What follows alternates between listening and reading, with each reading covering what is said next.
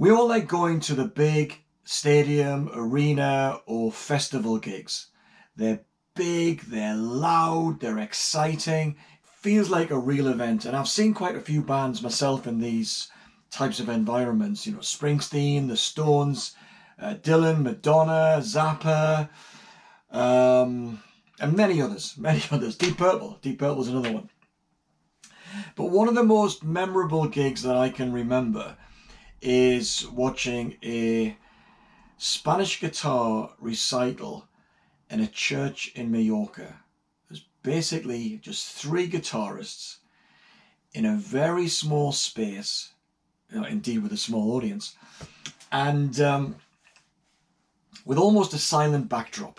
So unlike the festival gigs, which are noisy, even when the music's not being played, this was almost silent. And it was memorable because not that the music was particularly interesting, it was, you could get a sense of the space and you could hear the attack of the guitar as the notes, the strings were plucked, and you could hear the decay in the notes as well. And it's memorable because it was a kind of a different experience from the normal concert experience that is kind of normal for fans of music like us. So I get that sense of that experience kind of replicated when I listen to this particular track, this album that's on the turntable right now. The album is Couldn't Stand the Weather by Stevie Ray Vaughan. And the track is the second one on side 2, which is called Tin Pan Alley. Now, why this track? Why should you listen to it? Well, firstly, I would say Stevie Ray Vaughan is not one of my favourite artists. I mean, over the years I've hoovered up most of his albums and I've got a couple of bootlegs as well. And he's made some great tracks. Pride and Joy, Look at Little Sister, did a brilliant version of Stevie Wonder's Superstition. Also did a couple of covers of Hendrix, Voodoo Child and Little Wing. And he's kind of well noted as well renowned as a guitar virtuoso. But when I listen to Stevie Ray Vaughan, I can't get out of my head the original blues players, like Lightning Hopkins, John Lee Hooker, Muddy Waters, Howlin' Wolf, and all the greats. And I spent quite a number of years listening to those artists quite extensively. And then when the second generation came along, when it was the British boom, if you like, you had your John Mayall and your Eric Clapton, and you've got a number of others as well. That second wave of blues players, Hendrix, of course, I should remember Hendrix. Stevie Ray Vaughan's part of that set, and it's just not something that really it captures my attention. It doesn't have the emotional impact on me as some of the earlier blues artists. But Tin Pan Alley from Couldn't Stand the Weather is something quite different. What is brilliant about it, and what takes me back to that church in Majorca, is that what I hear is restraint. It's a really simple track. It's a slow blues. It's about 9 minutes long, and it's one of the best tracks I've heard where the music follows the narrative of the lyrics. And I've got a couple of examples here of the lyrics that kind of make a bit of sense. So there's a bit here, early in the song where the protagonist is out wandering around what he calls the roughest place in town. And he sings, I heard a woman scream, and you get cue a high-pitched guitar. Like, wow, really, really nice. And yeah, and I peeped through the door, some cat was working on Annie, load with a 2x4. Bang, bang on the drums. So a 2x4 piece of wood. And then there's this.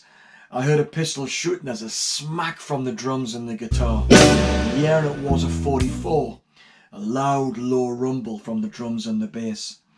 And then finally, he sings about a cop standing, saying there's going to be a raid going down. And you get the sound of the band kind of kicking the door down of some sort of a speakeasy in this roughest place in town. And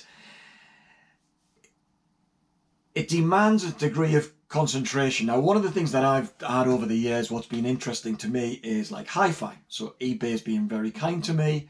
For the past 20 years, I've been buying the odd bits and pieces, and this is one of them.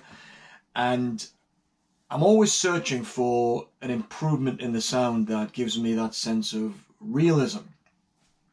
Now, I know that music is never recorded where it sounds completely real. It doesn't really replicate the actual experience of being there. But this track, Tin Pan Alley, gets really, really close. So what you get is a sense of space, a sense of restraint. So there's no real pyrotechnics on the guitar, despite what I've said about the high-pitched notes on the scream and the gunshot. You get a sense of space. So I imagine myself sitting there, on a hard wooden chair, just a few feet away from a band that's playing right in front of me, and they're in a wood-paneled studio with a high ceiling, and they're playing just for me, and it sounds that real, and it's almost like you can hear the room, so you can hear the reverberations that the high ceiling brings to the sound of the band. And there's like a low hiss on the track that is, I think it's been purged from the CD version. I haven't listened to it for a long, long time, but you can still hear on the vinyl, and it really brings this sense of really, really being there. I don't imagine, and this is one of the most popular Stevie Ray Vaughan tracks, because I think a lot of people listen to Stevie Ray Vaughan in maybe the car or on a hi-fi at home, and it's catchy and it's rhythmic and it's all that sense of movement that you get from rock music and kind of rock blues. And those tracks that I mentioned earlier, Pride and Joy and Superstition and Voodoo Child and so on, I think they get a lot more attention. And if you play this particular track and play this album at a relatively low volume and you're doing other things, then Tin Pan Alley kind of passes you by. It's kind of pleasant. You probably feel it goes on a bit too long. But if you do give it your concentrated attention and crank it up loud, so you get the real sense that you're in a studio with the band, it really comes to life, and you can pick out the nuances and the highs and the lows, and it's very, very dynamic. And despite, the 9 minutes go by just like that. It's just incredible.